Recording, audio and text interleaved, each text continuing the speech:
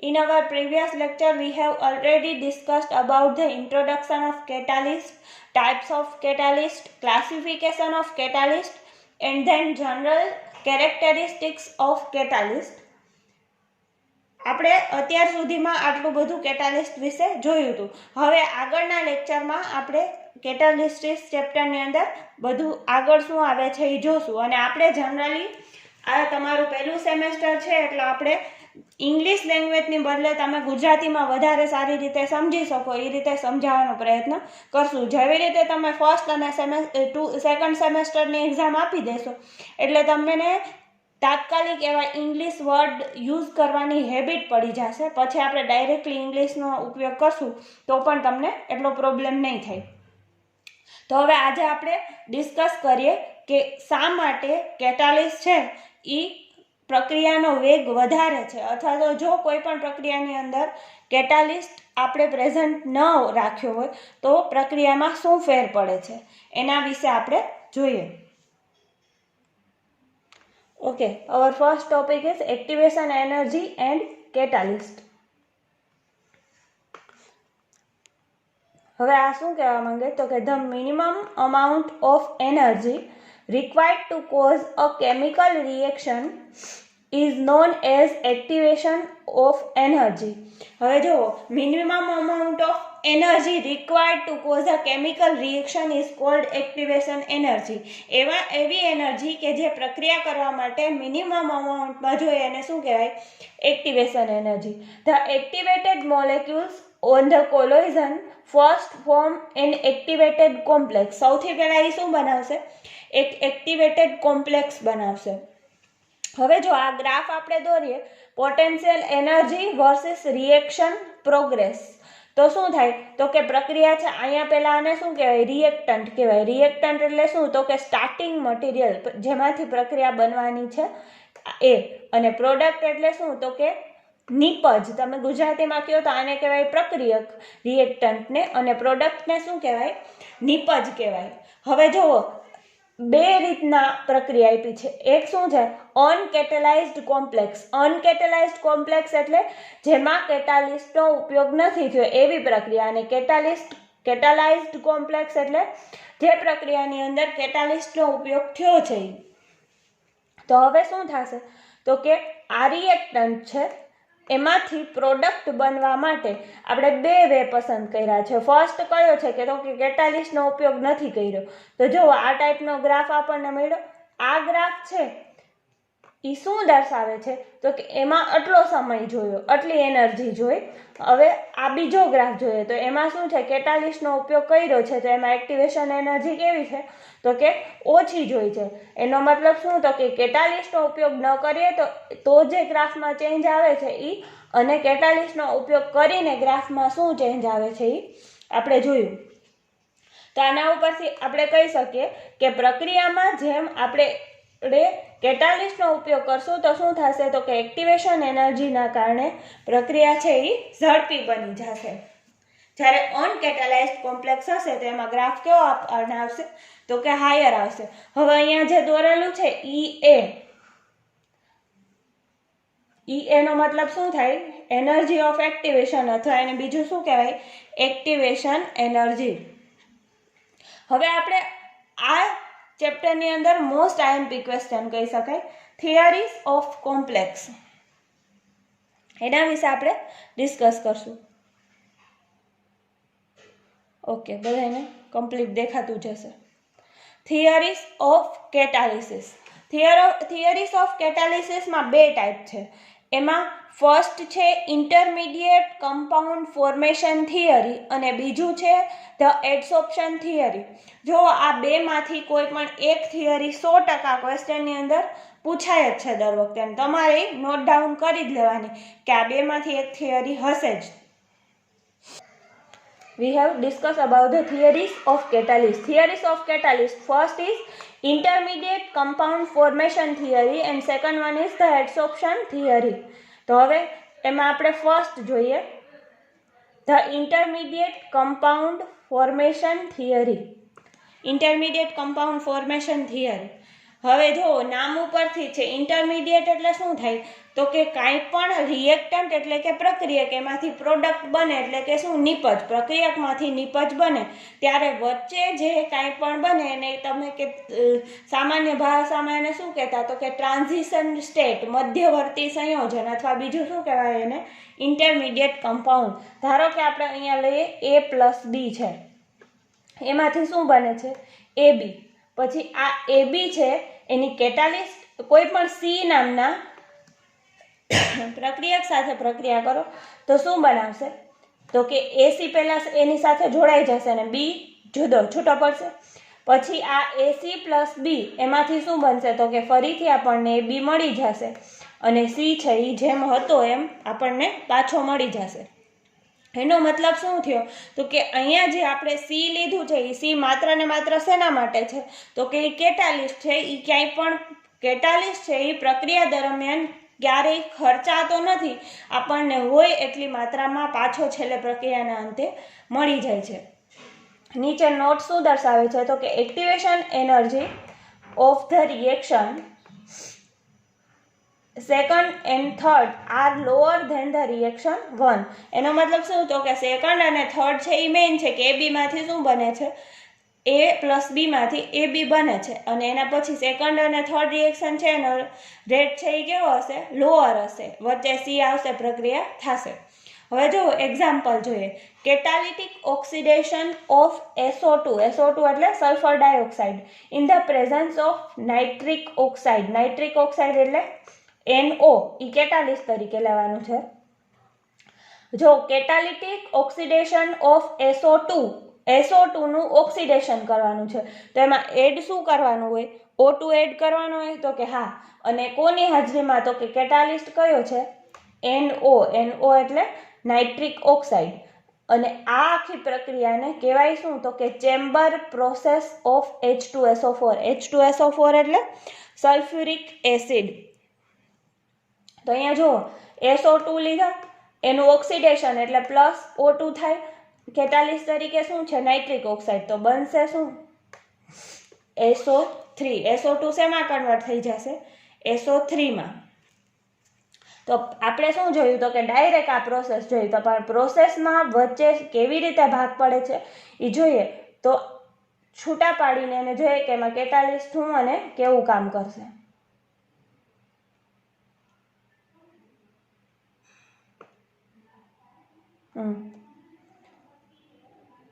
SO2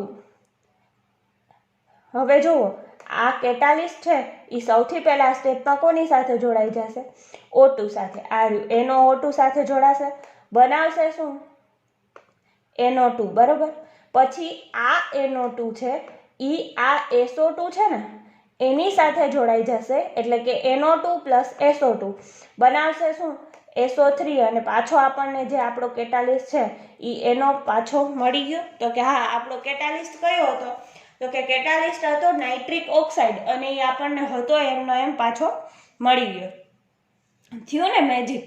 પ્રક્રિયાનો રિએક્શનનો rate પણ કેવો થઈ ગયો તો કે વધારે, એટલે કે પ્રક્રિયા ઓછા સમયમાં ઝડપથી પૂરી થઈ ગઈ. અને બીજું શું થયું તો કે બીજી એક વસ્તુ આપણને એ બેનિફિટ થયો કે કેટાલિસ્ટ આપણે લીધો તો એ પાછો આપણને એને અમાઉન્ટમાં પાછો મળી ગયો.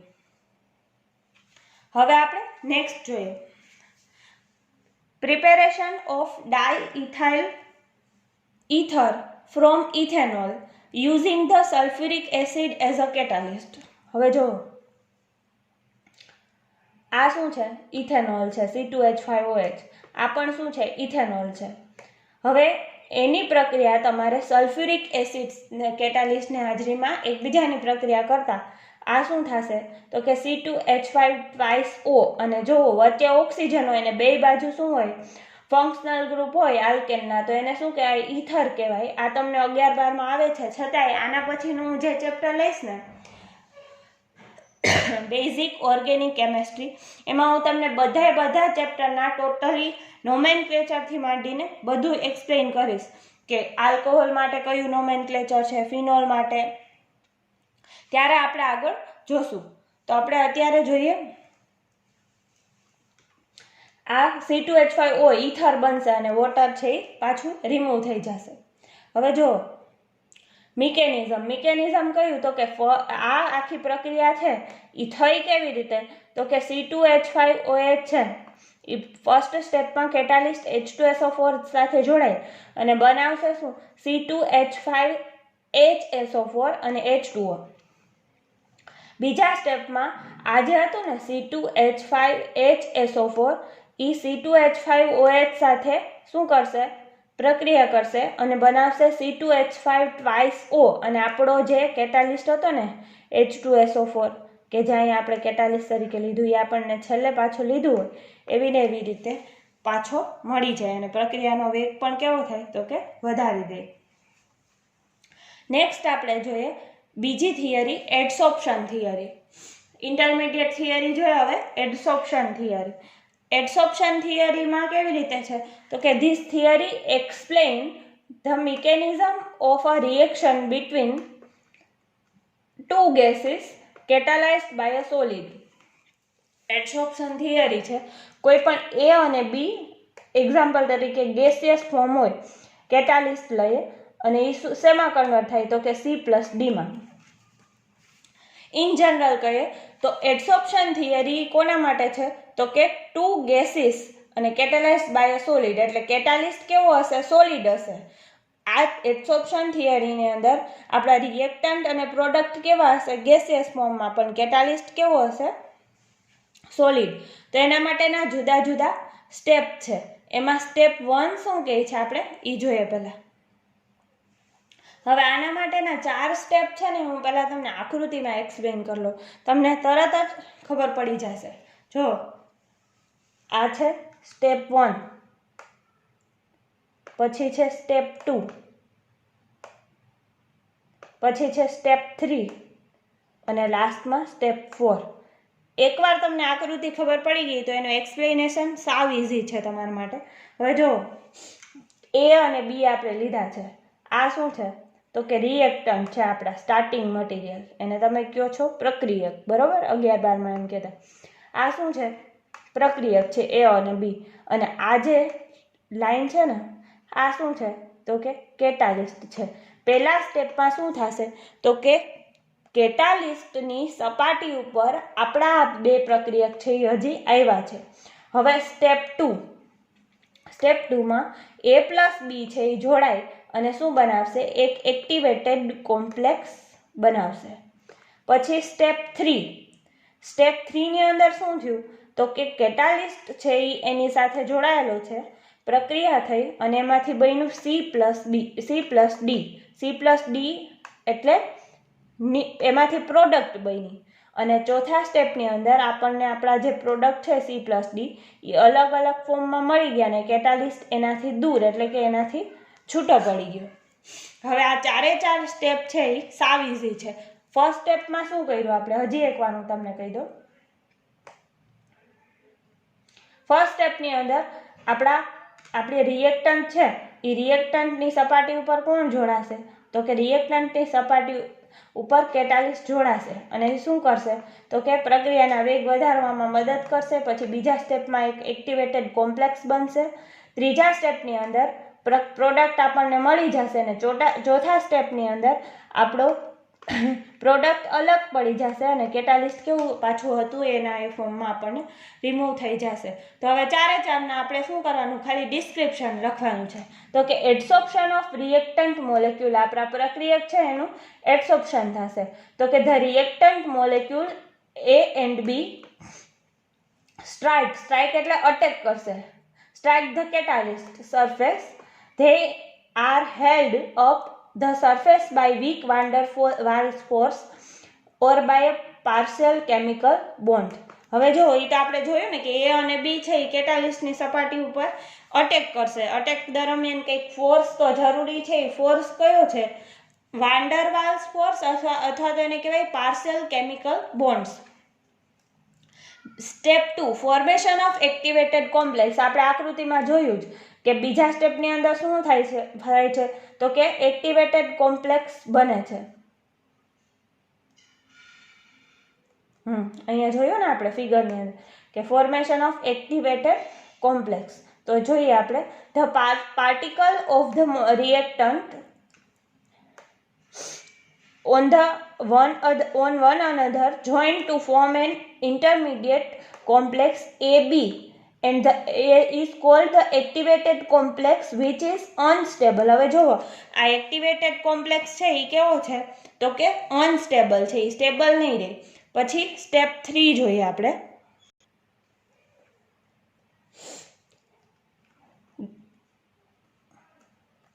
Step 3 decomposition of activated complex. એટલે એક્ટિવેટેડ આ કોમ્પ્લેક્સ હતો એ કેવો થઈ જશે ડીકમ્પોઝિશન, એટલે એનું શું થઈ જશે વિઘટન થઈ જશે, અને એ શેમાં કન્વર્ટ થઈ જશે તો કે C+D માં.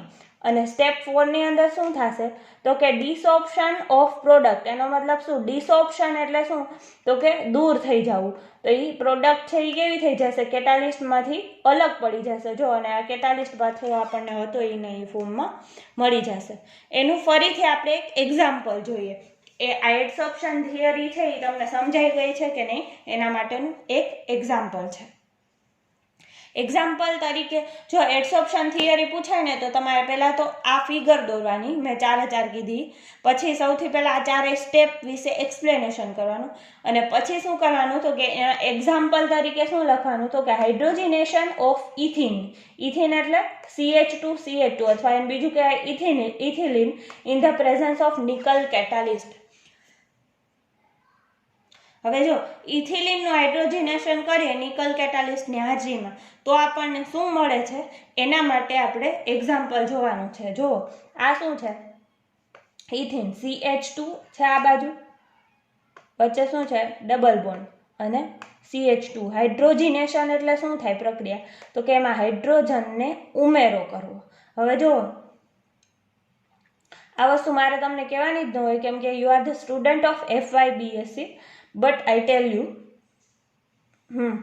હવે જો ડબલ બોન્ડ હોય એને શું કહેવાય આલ્કીન કહેવાય, સિંગલ બોન્ડ હોય એને આલ્કેન કહેવાય, ને ટ્રિપલ બોન્ડ હોય એને આલ્કાઇન કહેવાય.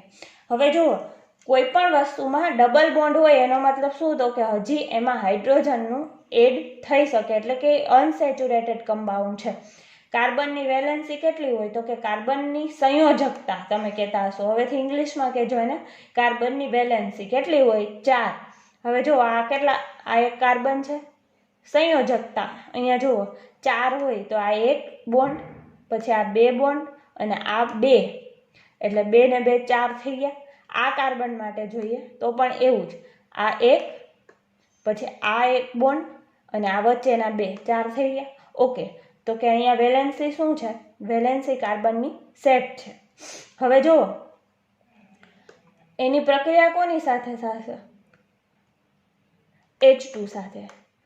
H2 અહીંયા એડ થાય એનો મતલબ શું થાય તો કે આ ડબલ બોન્ડ છે એ બ્રેક થઈ જાય અને ત્યાં શું થઈ જાય H જોડાઈ જાય. તો ઓલરેડી આટલું તો હતું જ CH2 અને CH2. હવે આ વધારાના H2 અહીંયા એડ થયા તો બોન્ડ બ્રેક થઈ જશે, કાર્બનની વેલેન્સી કેવી થઈ જશે સેટ થઈ જશે. 4 હોવી જોઈએ, 4 થઈ ગઈ. બતાવું હું તમને 4 ગણીને. હવે જુઓ આ એક કાર્બન લઈએ, એની ચારેય બાજુ કંઈક ને કંઈક જોડાયેલ છે. અહીંયા હાઇડ્રોજન છે, અહીંયા હાઇડ્રોજન છે, અહીંયા હાઇડ્રોજન છે, ને અહીંયા શું છે તો કે કાર્બન છે. ઓકે ડન, વેલેન્સી સેટ થઈ ગઈ. હવે જુઓ આ તો મેં તમને જનરલ કેટાલિસ્ટમાં ક્યાંય વેલેન્સી આરે મતલબ નથી, પણ આ તો તમને અમુકને અત્યારે અમે SYમાં ક્વેશ્ચન ક્યારેક પૂછે તો નથી આવડતા કોની કેટલી વેલેન્સી હોય એટલા માટે. હવે જુઓ આ શું છે આપણું સ્ટાર્ટિંગ મટીરિયલ. પ્રક્રિયા કોની સાથે કરવાની છે H2 સાથે. હવે નિકલ એઝ અ કેટાલિસ્ટ તો બનશે શું ઇથેન.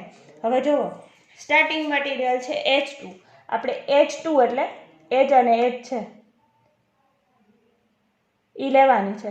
કેટાલિસ્ટ તરીકે નિકલના મોલેક્યુલ હોય ને જુદા જુદા, તો એ શેમાં કન્વર્ટ થશે તો કે ફર્સ્ટ સ્ટેપમાં આવું કંઈક બનશે, જોડાશે. આપણે ઓલી ફિગરમાં જોયું હતું. સેકન્ડ સ્ટેપમાં શું થશે તો કે આની વચ્ચે જે બોન્ડ હતો ને એ ધીરે ધીરે બ્રેક થશે અને શું બનવાની ટ્રાય કરશે એક્ટિવેટેડ કોમ્પ્લેક્સ.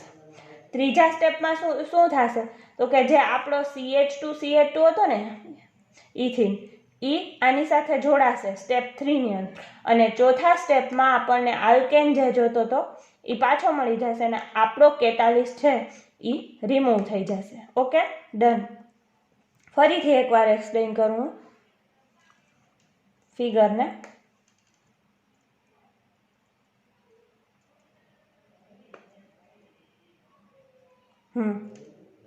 સ્ટેપ 1 અહીંયા શું થશે, H2 નિકલ સાથે જોડાશે. હવે અહીંયા એક્ટિવેટેડ કોમ્પ્લેક્સ બનશે.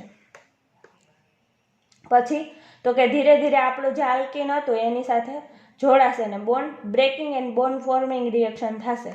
અને પછી શું થશે તો કે આપણે જે આલ્કેન જોતો તો એ પાછો મળી જશે હાઇડ્રોજનેશનથી ને નિકલ કેટાલિસ્ટ તરીકે આપણને પાછો મળી જશે. હવે આ 4 સ્ટેપનું શું કર્યું છે, અહીંયા એક્સપ્લેનેશન આપ્યું છે. Step 1 adsorption of hydrogen molecule. પહેલામાં શું થશે, હાઇડ્રોજન મોલેક્યુલનું એડસોર્પ્શન થશે. સ્ટેપ 2 માં શું થશે તો કે hydrogen bonds are break. Step 3 ની અંદર શું થશે, formation of the activated complex and force decomposition of the activated complex and desorption of the ethane molecule. 4 જ સ્ટેપ છે. સૌથી પહેલા સ્ટેપમાં એ તમારે યાદ રાખવાનું કે શું થશે તો કે ફર્સ્ટ સ્ટેપની અંદર હાઇડ્રોજન બોન્ડ બ્રેક. ફર્સ્ટ સ્ટેપની અંદર શું થશે, હાઇડ્રોજન મોલેક્યુલનું એડસોર્પ્શન થશે. બીજામાં હાઇડ્રોજન બોન્ડ બ્રેક થશે. પછી સ્ટેપ 3 ની અંદર શું થશે તો કે formation of activated complex and step 4 ની અંદર decomposition of the activated complex and desorption of the ethane molecules. Okay, તો કેટાલિસ્ટમાં સૌથી અત્યાર સુધીનો મોસ્ટ આઈએમપી ફર્સ્ટ ક્વેશ્ચન કયો હતો તો કે આપણે જે ઓલો જોયું ને ક્લાસિફિકેશન ઓફ કેટાલિસ્ટ અને આ સેકન્ડ છે એડસોર્પ્શન થિયરી ઓફ કેટાલિસ્ટ. આ બે હોય જ છે. ઓકે, અને બાકીનું તમારે ડેફિનેશન ને બધું કરતું રહેવાનું. ઓકે, તો નેક્સ્ટ લેક્ચરની અંદર હવે આપણે આગળ કેટાલિસ્ટ વિશે જે કાંઈ પણ હશે એના વિશે આગળ સ્ટડી કરશું. પણ અત્યાર સુધીનું તમારે એના માટે ક્લિયર થઈ ગયું હોવું જોઈએ. પછી આ ચેપ્ટર કમ્પ્લીટ થશે એટલે હું તમને અસાઇનમેન્ટ એક આપીશ. એ અસાઇનમેન્ટ તમારે મને સબમિટ કરાવી દેવાનું રહેશે. PDF ફાઇલ બનાવીને મોબાઈલમાં જ મને મોકલવાનું રહેશે. ઉપર તમારું નામ લખેલું, એટલે આપણે પછી એના મુજબ આગળ જોશું. ઓકે, અને જેને કાંઈ પણ ક્વેરી હોય કેટાલિસ્ટ રિલેટેડ એ મારા નંબરમાં મને મેસેજ કરી અને પૂછી શકે છે. જો કેટાલિસ્ટ રિલેટેડ તમારે કાંઈ પણ ક્વેરી હોય તો